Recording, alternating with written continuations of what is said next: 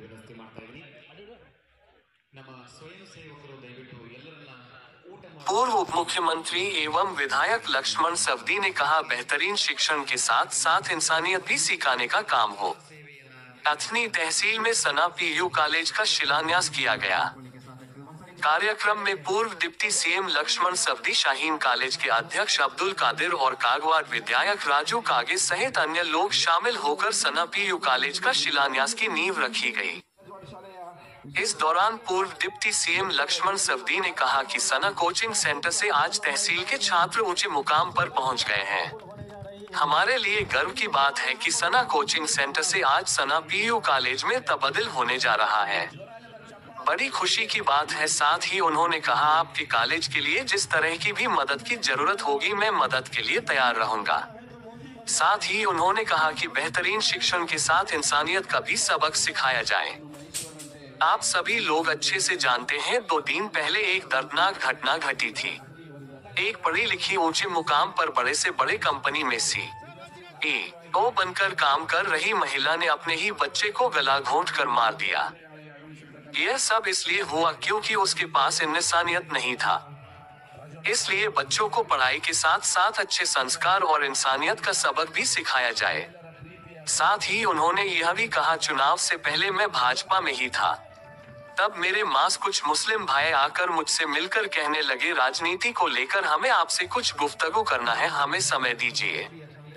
फिर मुस्लिम भाइयों ने एक जगह जमा होकर मुझे बुलाया तो मैं जाकर देखता हूँ 4 से 5 हजार लोग मेरा इंतजार कर रहे हैं। मुझे उसी बैठक में ताकत मिली। मुस्लिम भाइयों ने कहा, लक्ष्मण सवदी तुम आगे बढ़ो, हम तुम्हारे साथ हैं। सच में जो वहाँ बैठक में मुझे जो संदेश दिया था उसी तरह चुनाव में भी मुस्लिम भाइयों ने मेरा भरपूर साथ दिया है, मैं उनका आभारी रहा हूँ, कहा। इसके बाद कागवाड़ विधायक राजू कागे, शाहीन कॉलेज के अध्यक्ष अब्दुल कादिर और पूर्व विधायक शाहजहां डोंगरगांव ने बात की और सना कॉलेज के सदस्यों को मुबारकबाद दी। नानೊಂದು ಅರಿಕೆ ಇದೆ, ನಿಮ್ಮ ಪ್ರಯತ್ನ ಇರಲಿ, ಅದು MBBS ಆಗಲಿ ಇಂಜಿನಿಯರಿಂಗ್ ಆಗಲಿ ಯಾವುದೇ ಉನ್ನತ ಶಿಕ್ಷಣವನ್ನು ತಾವು ಪಡ್ಕೊಳ್ಳೋದ್ರಲ್ಲಿ ಅವ್ರಿಗೆ ಮೆರಿಟ್ ಮ್ಯಾಚ್ ಶಿಕ್ಷಣ ಸಿಗುವಂಥದ್ದಾಗಲಿ, ಅದರ ಜೊತೆಗೆ ಮಾನವೀಯತೆಯನ್ನು ಕೂಡ ಅವರಿಗೆ ಕಲಿಸುವಂಥ ಕೆಲಸ ನಿಮ್ಮಿಂದ ಅದು ಆಗಲಿ ಅಂತಕ್ಕಂಥದ್ದನ್ನು ನಾನು ಇಲ್ಲಿ ಬಯಸ್ತೇನೆ. ಇದೇ ರಾಜು ಕೈಗೆ ಉಲ್ಲೇಖ ಮಾಡಿ ಹೋದರು, ನಿನ್ನೆ ಗೋವಾದೊಳಗೆ 1-2 ದಿವಸ ಹಿಂದೆ ಒಬ್ಬ ಹೆಣ್ಮಗಳು, ಕಾರಣ ಏನಾರು ಇರ್ಬೋದು, ಅವ್ರ ಶಿಕ್ಷಣ ಎಷ್ಟು ಉನ್ನತ ಶಿಕ್ಷಣ ಕಲ್ತಿದ್ರು, ಸ್ಟಾರ್ಟಪ್ ಸಂಸ್ಥೆಯ CEO ಆಗಿದ್ರು. ಏನಿದ್ರು?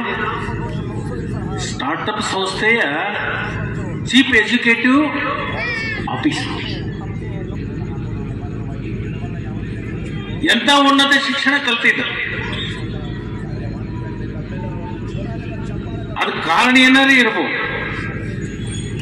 ಆದರೆ ಮಾನವೀಯತೆ ಅಂತಕ್ಕಂಥದ್ದು ಅಲ್ಲಿ ಮರೆಯಾಗಬೇಕು.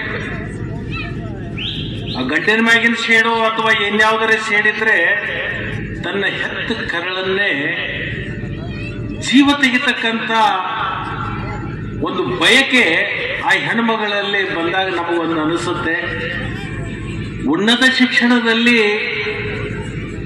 ಕಲಿತವರೇ ಶ್ರೇಷ್ಠನೋ ಅಥವಾ ಮಾನವೀಯ ಮೌಲ್ಯಗಳನ್ನ ಕಲ್ತಿರ್ತಕ್ಕಂಥದ್ದು ಶ್ರೇಷ್ಠ ಅಂತಕ್ಕಂಥ ಪ್ರಶ್ನೆ ನಮ್ಮ ಮುಂದೆ ಬಂದು ನಿಲ್ಲುತ್ತೆ. ಉನ್ನತ ಶಿಕ್ಷಣನೂ ಸಿಗಬೇಕು, ಅದರ ಜೊತೆಗೆ ಮಾನವೀಯ ಮೌಲ್ಯಗಳನ್ನು ಕೂಡ ನಾವು ನಮ್ಮಲ್ಲಿ ಬೆಳೆಸ್ಕೊಳ್ಬೇಕು. ಅವು ಎರಡನ್ನೂ ಬಳಸ್ಕೊಳ್ಳುವಾಗ ನಮ್ಮ ಜೀವನದಲ್ಲಿ ಏನಾದರೂ ಒಂದು ಸಾಧನೆಯನ್ನ ಮಾಡಲಿಕ್ಕೆ ಅದು ಸಾಧ್ಯ.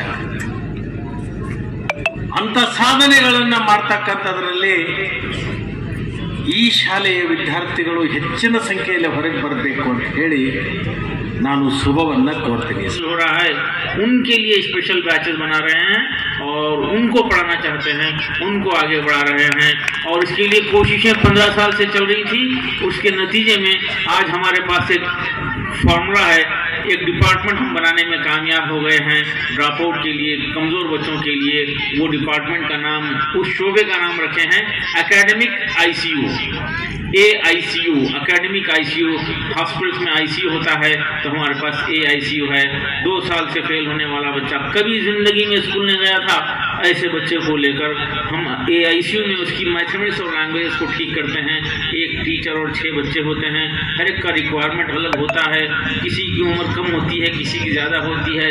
20 साल 21 साल 22 साल के ನಾವು ಅವನಿಗೆ ದುಡ್ಡದಿಂದ ಅವನಿಗೆಲ್ಲ ಶ್ರೀಮಂತ ಮಾಡಬಹುದು, ಆದರೆ ಅವನು ಹೃದಯ ಶ್ರೀಮಂತಿ ಮಾಡಿದಾಗ ದೇಶ ಕಟ್ಟಲಿಕ್ಕೆ ಸಾಧ್ಯ.